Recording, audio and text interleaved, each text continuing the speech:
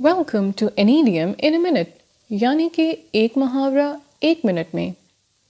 آج کا محاورہ ہے between the devil and the deep blue sea.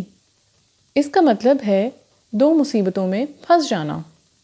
اس محاورے کے اوریجن کے بارے میں یہ کہا جاتا ہے کہ اس کا تعلق کشتی رانی سے ہے۔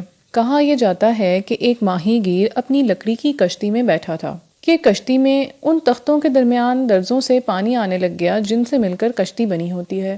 اس ماہی گیر کے پاس دو ہی راستے تھے، یا تو کشتی کے اندر رہے لیکن کشتی میں پانی بھرتا جا رہا تھا، اور دوسرا راستہ سمندر میں چھلانگ لگانے کا تھا۔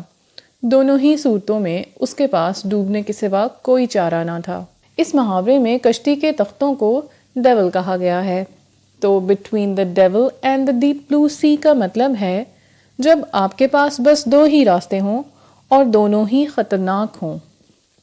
آئیے دیکھتے ہیں کہ اس کو جملے میں کس طرح استعمال کیا جا سکتا ہے۔